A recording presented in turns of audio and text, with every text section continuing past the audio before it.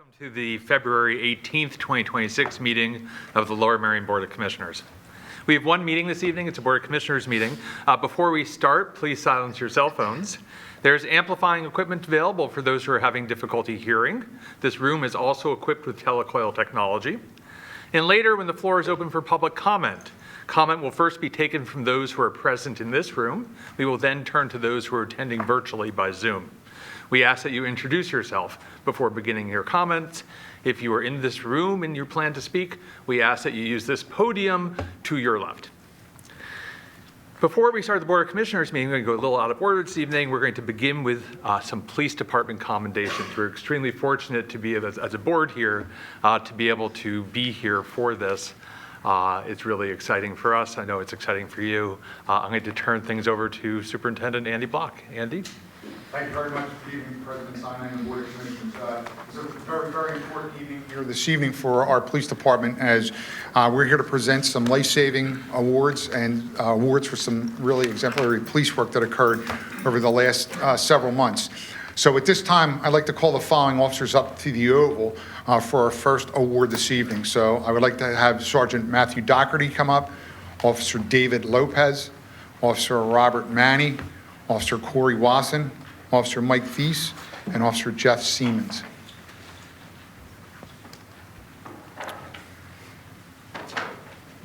So to provide everybody's background on this commendation, it's a life-saving award. On August 25th, 2025, a three-vehicle collision occurred in the 200 block of Montgomery Avenue in the Haverford section of Lower Merion Township. A red Chevy Silverado pickup truck was involved in the crash, and it came to a final rest on the front lawn of 242 Montgomery Avenue after striking a tree. Officer Mike Thies and Jeff Siemens were first on scene and found the driver of the Silverado, Mr. Stephen Wirtz, unconscious and not breathing. They immediately removed Mr. Wirtz from the vehicle and began CPR at 10:01 a.m. As the CPR commenced, Sergeant Matt Doherty, Officers David Lopez, Robert Manny, and Corey Wasson arrived on scene. Shortly behind them was Narberth ambulance personnel that arrived simultaneously and instructed officers to continue CPR while they administered advanced life support measures. CPR was performed in 2-minute rounds by the officers for a total of 17 minutes. During this time, 4 defibrillator shocks were delivered to Mr. Wirtz. At 10:18 a.m., a pulse was successfully regained, and he was then transported to Lankenau Hospital for further treatment. On August 29th, 2025, members of the Traffic Safety Unit followed up with the medical staff at Lankenau Hospital regarding Mr. Wirtz's condition. The staff emphasized that the CPR administered at the scene was the reason that Mr. Wirtz survived. They noted that patients like Mr. Wirtz often present to the emergency department with non-survivable brain function resulting from inadequate CPR. In this case, however, Mr. Wirtz was showing promising cognitive function. Although he was continuing to face cardiac challenges at the time and would require further procedures, the effective and timely CPR provided by the officers on that afternoon was critical to his survival. On September 10th, 2025, members of the Traffic Safety Unit met with Mr. Wirtz, who reported that he is expected to make a full recovery. He expressed his profound gratitude and admiration for the officers who treated him on the day of the crash, reiterating that his prognosis would have been drastically different had they not performed CPR so admirably. Given the extraordinary actions taken by Sergeant Doherty, Officers Thies, Siemens, Lopez, Manny, and Wasson during the critical moments following the crash on August 25th, these officers are recognized this evening for their life-saving events and efforts. Their swift response, effective teamwork, and sustained CPR directly contributed to the survival and recovery of Mr. Wirtz. In light of their exemplary performance and adherence to the best practices in emergency cardiac care, these officers are being awarded with an outside agency commendation from the American Heart Association for their outstanding contribution to public safety and emergency medical response. In addition to that, we have Mr. Wirtz here this evening, and he'd like to come up and speak with the officers as well. So I'd like to congratulate the officers and welcome Mr. Wirtz up to the Oval.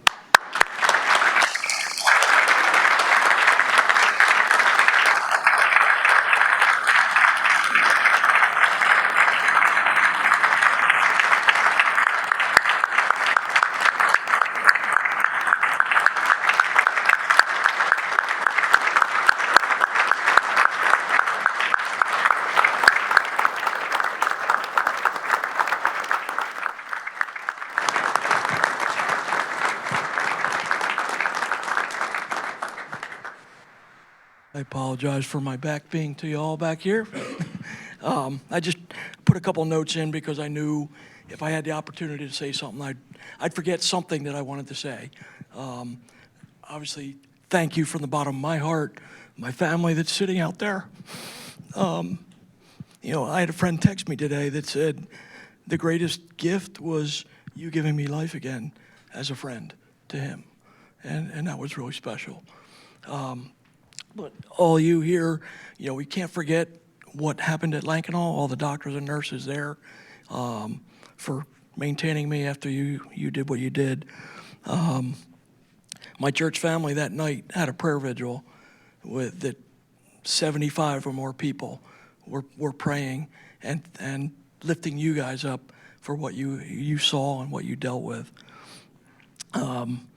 And then, of course, all my families and friends, when I got home, the support system we have is really good. And we had dinners brought in. Sherry, you know, had to take care of me, and she didn't have to do anything as far as that. We had all friends and family do that. As I was reading through, I do a Bible study each week, and one of the verses that came up was from Philippians 2, verse 3 and 4. Do nothing out of selfish ambition or vain conceit. Rather, in humility, value others above yourselves, not looking to your own interest, but each of you to the interest of others. You guys all certainly did that. Every officer, you guys have a tough job and take a lot of, I call it bad rap, things that you see in the news. So congratulations. Thank you from the bottom of my heart. My family, that's why they're all here to support you. So thank you and best of luck to you. We will pray for you every day for safety.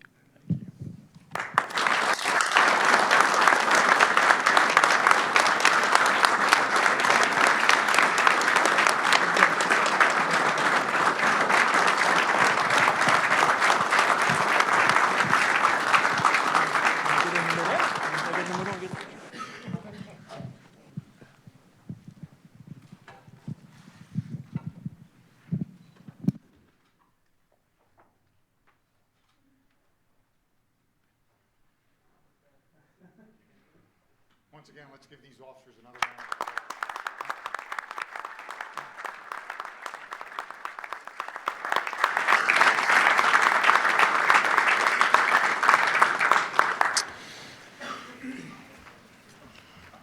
So our next commendation for this evening involves significant police work and teamwork. So at this time, I'd like to call the following detectives and officers up to the Oval. Detective James Black, Detective Michael Pleasance, Officer Cassandra McCormick,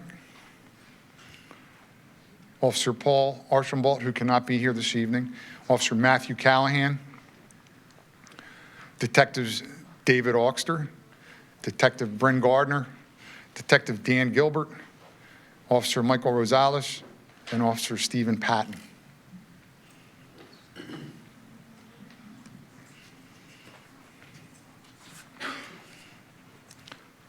So these officers and detectives performed some really exemplary police work on October 29th, 2025. And on that date, Detective James Black, Detective Michael Pleasance, and Officer Cassandra McCormick were conducting plainclothes crime prevention operations along commercial corridors of City Avenue in response to repeated thefts, drug-related incidents, and suspicious activity in the area. They were assisted that day by Officers Paul Archambault and Officer Matt Callahan, who were in uniform operating marked police vehicles.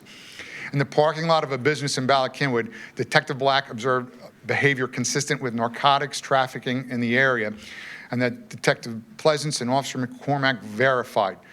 2 vehicle stops were initiated after a transaction was observed. One of the vehicles fled from Officer Callahan. Officer Archambault stopped the second vehicle, and during the course of the investigation, Detective Pleasance detected a strong odor of raw marijuana coming from inside the vehicle. The driver made multiple inconsistent statements to the officers, and the vehicle was ultimately seized. A search warrant was executed on the vehicle and resulted in the seizure of approximately 1 pound of marijuana. Through further investigation, uncovered a nearby apartment in Lower Merion Township that was being used as a potential narcotics stash location. A search warrant was executed, and 50 pounds of marijuana and a half kilogram of cocaine were found in this apartment. In addition to that, packaging materials used and paraphernalia used with the distribution of narcotics was also located in the apartment. As a result of this, that individual was taken into custody, as were other people. And with this significant seizure of the narcotics, many lives have been saved as a result of the officers and detectives' work on that afternoon. So they're being recognized this evening for merits of commendation and letters of commendation. And I thank each and every one of you for your commitment to the job and keeping all our residents safe here in Lower Merion Township. Well done.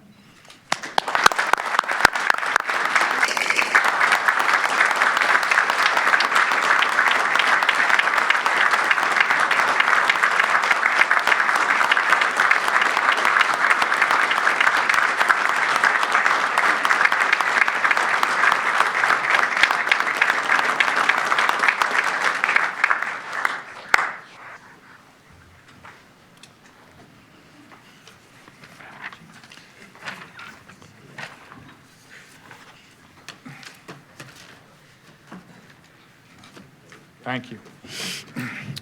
And we have one last commendation for this evening, and it's for some recognition for what we have going on in the police department. As the Board of Commissioners is aware, and the community, we're in the process of doing another recruiting program for new officers. There's been some really phenomenal videos that have been taken and put out through our social media pages. So this evening, I'd like to have Officer Ali Bachman come to the center of the Oval, our videographer, and he does not know about this.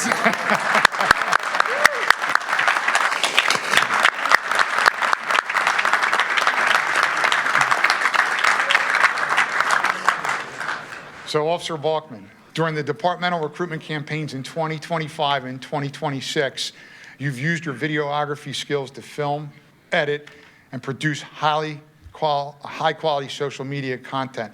These videos showcase the police department and support the recruitment by broadening our reach to new audiences. You have conceptualized, filmed, and edited multiple short-form videos designed specifically for social media consumption. These productions highlighted the police department's positive aspects to inform the public and counter negative narratives. You produced professional-grade video content that required a substantial commitment on your part. The high-grade video, cross-editing, planning, and creative effort. We are very fortunate to have you in the department doing this. Your final product was a critical component to the department's recruitment initiatives, and as a result of that, you provided a valuable service that directly supports the police department's staffing and operational goals, as well as our recruitment. And this evening, we're proud to present you with this commendation of merit for this service you provided to us.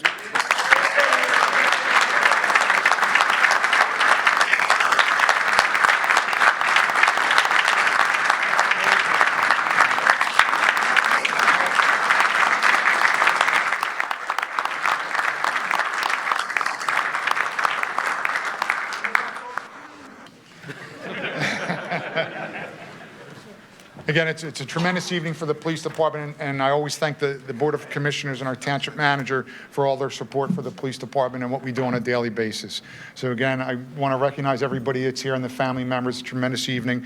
And at this time, everybody, all the police officers are dismissed, so if you can fall out in an orderly manner, that'll be good. Thank you.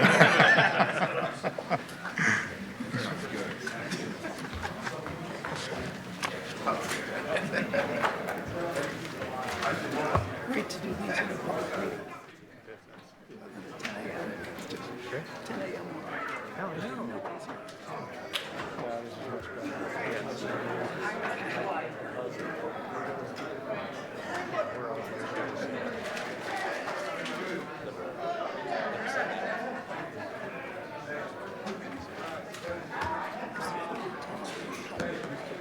Sean Clifford.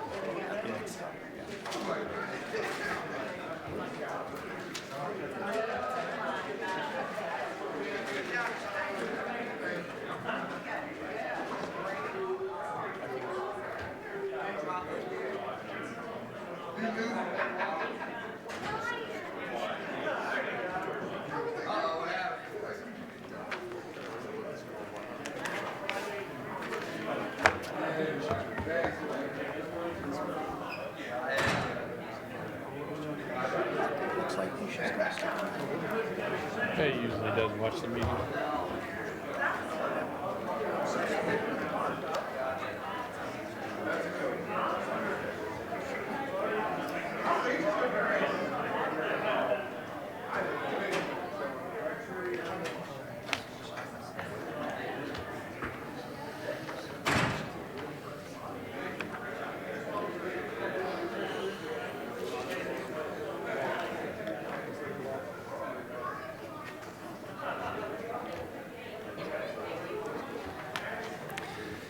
Okay, will the February 18th, 2026 meeting of the Lower Merion Board of Commissioners please come to order? All rise for the Pledge of Allegiance to the flag. I pledge allegiance to the flag of the United States of America and to the republic for which it stands, one nation, under God, indivisible, with liberty and justice for all. Madam Secretary, will you please call the roll? Thank you, Mr. President. Ms. McGuire is asked to be excused. Mr. Bernheim. Present. Mr. Courtney. Here. Mr. Daly. Here. Ms. Epstein. Mr. Gregory. Here. Ms. Kramer. Here. Dr. Rossi. Here. Ms. Sparrow. Here. Mr. Timberlake. Here. Mr. Whalen. Here. Mr. Woodring. Here. Mr. Zella. Here. Mr. Sinai. Here. Mr. President, we have a quorum. Thank you, Madam Secretary. I'd like to make a motion to approve the minutes of the biennial reorganization meeting of the Board of Commissioners held on January 5th, 2026, and a stated meeting of the Board of Commissioners held on January 21st, 2026 as distributed. Do I have a second? Thank you, Commissioner Bernheim. All those in favor, please raise your hand. Any opposed? Abstentions? Madam Secretary, that carries unanimously. A few announcements. The board met in executive session on February 4th, February 11th, and earlier this evening regarding the following matters: litigation regarding real estate taxes and other various matters, delinquent fees litigation, some police procedures, and potential property acquisition. There is Community Watch Patrol training for residents who are 18 years and older that will take place on Thursday, March 12th, 2026 at 7 p.m. in the boardroom of the Township Administration Building. Registration is required. Visit lmcommunitywatch.org, and that is lmcommunitywatch, all one word, .org, for information and to register. We're now going to turn to public privilege of the floor. This is the section of our meeting where members of the public may address the board on any non-agenda items or any other public matters in which the township has jurisdiction or authority. We're going to ask that you use this podium that we figured out already. If you're on Zoom and you're going to wish to take advantage of public privilege, please raise your virtual hand. You will be called on when the people in the room are done speaking. We ask that you state your name and where in the township you live before beginning your comments. And we have a time limit of 3 minutes or less, and the beeper will go off and keep going off after 3 minutes. And we'll ask you to stop. So please introduce yourself. Good evening. Thank you. My name's Jane Murray. I'm a resident of Ardmore. It's my first time addressing the new board, so congratulations, everyone. It's nice to see you. I see a lot of faces. I'm here to discuss snow, everyone's least favorite topic, and specifically the inconsistent clearing of snow at crosswalks throughout the township, and the even as I was driving here tonight, I was at a stoplight waiting, and I watched an older couple trying to figure out how to press the button to get the light to turn. And there was a big mountain of snow. It's right at Rittenhouse and Lancaster Avenue, and they were like, you know, precariously climbing over a mountain of snow to press the button. So I think the issue is, it's unclear. We know that it's the property owner's responsibility to clear the sidewalk in front of their property. We know that there are repeat delinquent property owners, whether it's business or residential property owners, who just don't clear the snow. I love the Reported app. I use it often, but they just get a fine. It doesn't mean the snow gets cleared. And there's a huge, I mean, for people who are able-bodied and out and about, it's dangerous to be trying to figure out how to navigate mounds of snow completely covering the ADA accessible crosswalks in our township. And for people who aren't able-bodied, it just means they are stuck at home for weeks, unable to get out and about if they're not drivers. So so that's a comment. And then my question is, who is responsible? So who in the business district, whose responsibility is that? I think it's not made clear, and when it's not clear, it means that nobody does it. Thank you. Thank you. Anyone else in the room wish to take advantage of public privilege?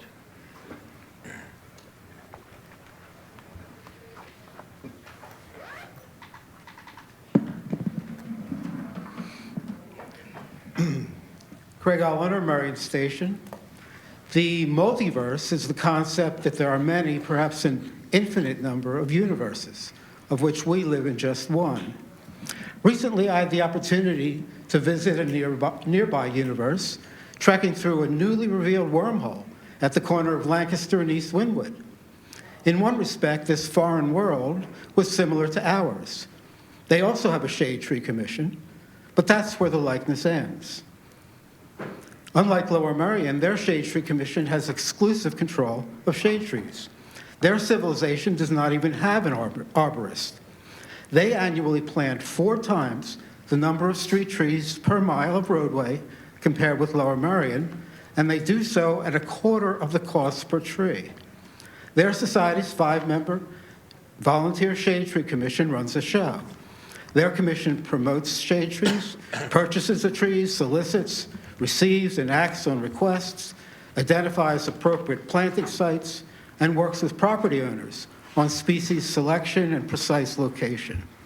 In Lower Merion, the township's arborist does all of that by himself. He has no help, but he could.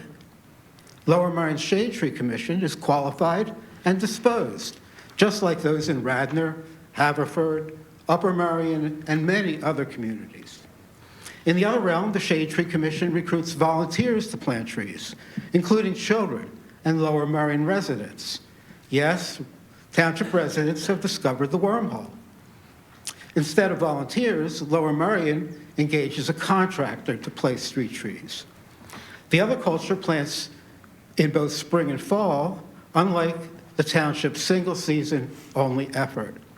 In the proximate domain, trees have an average height of 5 to 6 feet, a size that allows for a small hull, achievable with shovel and pickaxe. Lower Merion's 12 to 14-foot tall trees require a heavy-duty mechanical auger to create a hull of sufficient size. The other world plants bare root trees, while Lower Merion's contractor uses ball and burlap. Pennsylvania Horticultural Society generally recommends bare root for a variety of reasons, including a healthier root system, better establishment, lighter weight, and lower cost. So now you've probably figured out the name of this neighboring world. It's Narberth.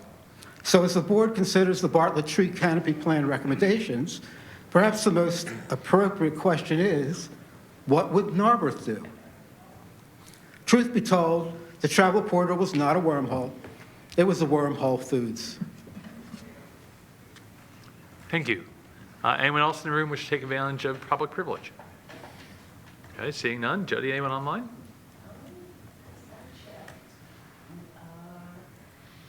No one has their hand raised. Okay.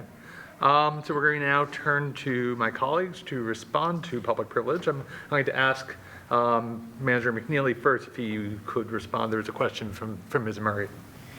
Certainly, Commissioner. Crosswalks are the same as sidewalks. They're the responsibility of the ramp to the walk itself to be done by the adjoining property owner. It is published, it's well known, it's put out in all the notices the township puts out that folks are responsible for clearing sidewalks, including the crosswalk at the corner. Superintendent's here, but I know our police department handed out at least 200 plus notices to properties all over following our snowstorms here recently. But the problem is, of course, that a notice and even a citation, if issued, doesn't get the snow cleared right away. In fact, the citation may not come to court for months later. But there is enforcement, and I'm sure some of the crosswalks you're speaking of are probably those that may have received warning notices or citations from our police department. Okay, thank you, Manager McNeely. Thanks to everyone who made public comment. I'm just going to respond to Ms. Murray. I share your concern. I'm not sure I have great solutions. In Ward 12, I had a resident who thanked Officer Krause, and if he's listening, thank you very much, who went and shoveled the walk himself. Because this is an issue, like how, what happens when whoever's responsible, does not respond, and yet it's a public safety issue. And I'm grateful for that officer for going above and beyond, but one would think there has to be a better way, right? Any other responses from, Commissioner Epstein? Mine's actually kind of a question for everyone, I guess, but when there's a green bench on a sidewalk, which is pretty common in large sections of the township, is there no expectation for snow clearing? Because, Ernie, that's kind of what we saw, which meant, like, for example, kids waiting for the school bus had to wait in the street.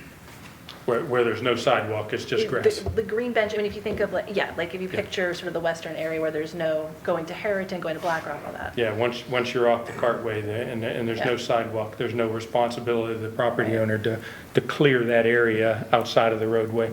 Yeah, so I do think it's something, I don't know what the solution is either, but we did have some issues, I know, in our side of town with safety.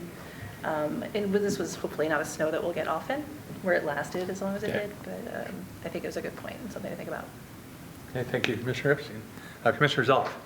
Thanks, President Sinai. Just to add, the one point that Ms. Murray made is one that I know that the LMPD and codes enforcement deals with, and it's repeat offenders. We generally know where the sidewalks are that aren't cleared on time and where the code violations are occurring. And that's so frustrating for the community. And so I would ask PD and management to consider that as we enforce going forward, when it's clearing snow from sidewalks on time or other code enforcement, that the repeat offenders be treated more quickly, because we know that we know of their history, and having those records of the history, and they're not treated the same as a first-time offender. Thank you. Okay, thank you, Commissioner Zoll. Any other of my fellow commissioners? Commissioner Timberlake. Yeah, so I also share Ms. Murray's concerns. I am originally from a much colder state where I am not used to it snowing and then that snow subsequently melting. And I think around here we're so used to that when we get a storm like this and then we get a deep freeze, it sticks around for a while and it just really amplifies those underlying issues. I don't have a solution to it either, but I think it definitely exposed kind of a big issue. So that's all. Thank you. Thank you. This certainly seems like a topic that the Circulation Committee might consider. This involves walking around. Okay. Okay, thank you, everyone. So we're now going to turn to public comment. This is a section of our meeting where members of the public may address the board on all agenda items. It's going to be the same rules as before. This podium over here, 3 minutes. Anyone in this room wish to take advantage of public comment? Okay, seeing none. Jody, anyone online? No one has their hand raised. Okay, we're going to close the public comment, and we are going to move to our agenda for this evening. We are now on to the consent calendar, which is pages 4 through 45 of your packet. Would anyone like to remove anything from consent? Okay, seeing none. I'm going to move that we approve the consent calendar as presented. Do I have a second? Thank you, Commissioner Rossman. Madam Secretary. For the adoption of the consent calendar, Mr. Bernhardt. Aye. Mr. Corton. Yes. Mr. Daly. Aye. Ms. Epstein. Yes. Mr. Gregory. Aye. Ms. Kramer. Yes. Dr. Rossman. Aye. Ms. Sparrow. Yes. Mr. Timberlake. Yes. Mr. Whalen. Yes. Mr. Woodruff. Yes. Mr. Zilla. Aye. Mr. Sinai. Yes. The consent calendar is duly adopted. Okay, thank you, Madam Secretary. So we are now on to the Finance Committee on page 46 of your packet. which is approval of the 2026 swimming pool fees. In my attempt to save paper, give me a second here, okay? I'm going to start by making a motion, probably the most efficient way to do this. So I'm going to move that we approve no increase to resident and non-resident membership fees at both the Belmont Hills Pool and the Ardmore Avenue Pool for 2026. Do I have a second? Thank you, Vice President Woodring. Any of my fellow commissioners wish to comment or do anything else? Commissioner Zoloff. Thank you, President Sinai. 2 weeks ago, the commissioners and the committee supported that we subsidize pool fees and thus no fee increase for this summer for either pool. But I want to ask the question, did we really intend to not raise pool fees for non-residents, to subsidize the pool for non-residents? The debate over residents, I think, was settled with last week's vote, at least for now. But the staff proposed to increase Belmont Hills by 6.5% with no increase at Ardmore Avenue Pool. And the committee did not support the increase at all for Belmont Hills. But would the board consider that increase of 6.5% for non-residents only at each pool? Isn't that what's fairest to our residents, our taxpayers, that we increase only non-resident fees? And each pool already has and always has had a separate fee structure for residents and a separate fee structure for non-residents. It's not a new thing. And so this was posed to Donna in an email today, and the question was asked, would that have an impact on usage? Would it be pricing out non-residents? And she responded that we are not at the point of pricing out non-residents at either pool, and that at this point we're still very much competitive with any alternative, and that we generally have better facilities. So, in what I think is fairer for our residents and our taxpayers, I will move to amend the motion just made as follows. To consider for approval no increase to resident membership fees at both the Belmont Hills Pool and the Ardmore Avenue Pool for 2026, and to increase the non-resident membership fees at both the Belmont Hills Pool and the Ardmore Avenue Pool by 6.5% for 2026. Okay, is there a second for that motion? Commissioner Woodring. So any commissioners wish to comment? Commissioner Bernheim, who made the original amended motion. Yeah, thank you very much. And indeed, I had made the motion before that we were going to hold things stable and take a look at this so that we could assure ourselves that we weren't outpricing the fees for the pools and primarily focused upon our residents, which doesn't mean I don't care, or anybody else on this board doesn't care about the non-residents that utilize the pool. It's a great amenity, and it's nice that we're able to share it.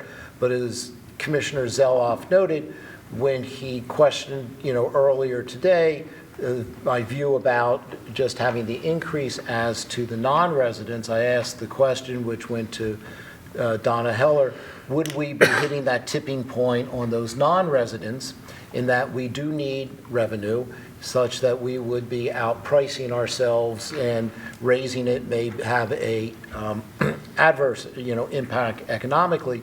And she responded, as Commissioner Zoloff indicated, that no, we're not at that tipping point, and that we are probably, if anything, given what we provide, below market.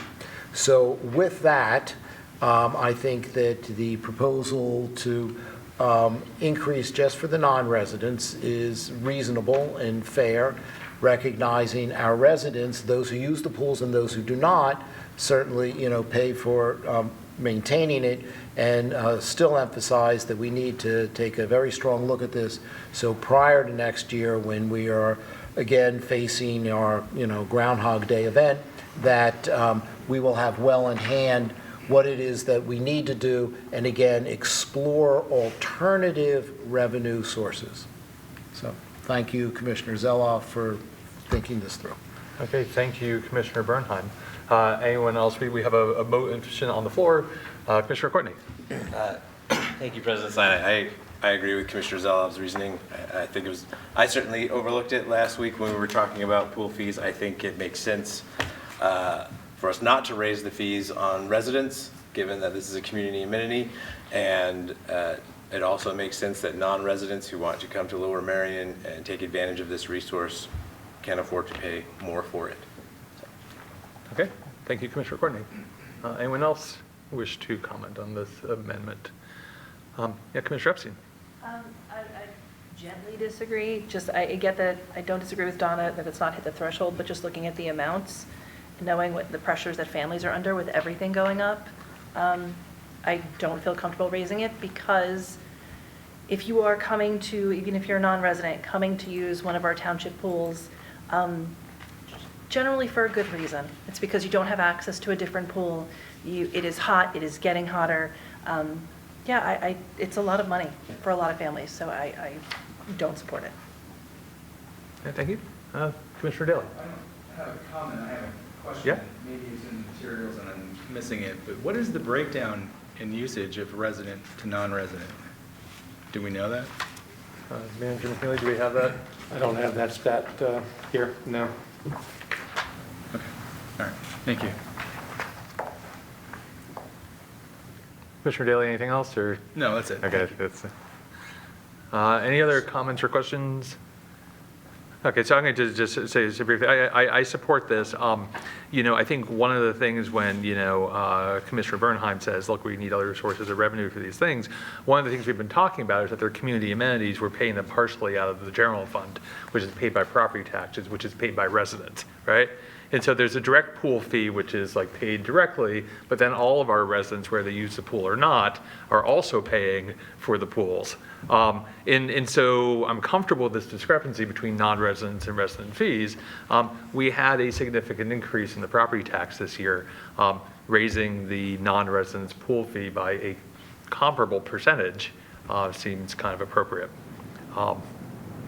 So with that, we're voting on the amendment to amend the motion. So all those in favor of Commissioner Zeloff's amendment, please raise your hand. Okay, any opposed? Any abstentions? So that carries 12-1. Any further discussion of the motion that's amended? Okay, so we're now going to vote on that amended motion. So the amended motion is no increase in resident fees and an increase in the non-resident fees at both pools by 6.5%. All those in favor of that, please raise your hand. Opposed? Abstentions? Madam Secretary, that carries unanimously. Okay, thank you, everyone. We are now on to page 50 of your packet, which is an approval of an alcohol waiver for Bryn Mawr Twilight concerts.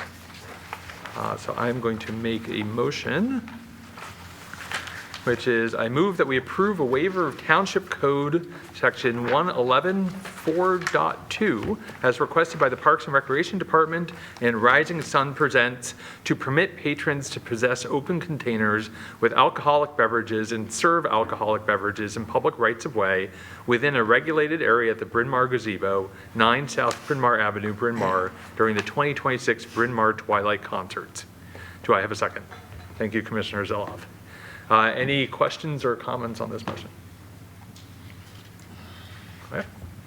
Seeing none, all those in favor, please raise your hand. Opposed? Abstentions? Okay, Madam Secretary, that carries 12-1. We are now on to page 53 of your packet, which is an adoption of an ordinance, Chapter 7, Board of Commissioners procedural change, permanent committee name change. So it's an ordinance to amend the code of the Township of Lower Merion, Chapter 7, Board of Commissioners, Procedural Code, Section 7-8 Committees, Section A1A thereof, to change the name of the Administrative and Human Resources Committee to the Governance and Administration Committee. This ordinance was authorized for advertisement at a stated meeting of the Board of Commissioners held January 21st, 2026, and duly advertised in the February 8th, 2026 edition of the Times Herald. So I'm going to start by making a motion to adopt ordinance number 4331. Do I have a second? Thank you, Commissioner Courtney. Any questions or comments from my colleagues? Okay, seeing none, this is a roll call vote. Madam Secretary. For the adoption of ordinance 4331, Mr. Bernheim. Aye. Mr. Courtney. Yes. Mr. Daly. Aye. Ms. Epstein. Yes. Mr. Gregory. Aye. Ms. Kramer. Yes. Dr. Rossman. Aye. Ms. Sparrow. Yes. Mr. Timberlake. Yes. Mr. Whalen. Yes. Mr. Woodring. Yes. Mr. Zella. Aye. Mr. Simon. Yes. The ordinance is duly adopted. Thank you, Madam Secretary. We're now on to unfinished business. Is there any unfinished business to come before the board? Is there any new business to come before the board? Okay, seeing none, this meeting is hereby adjourned. Have a good evening, everyone. And Commissioner Daly? Yeah.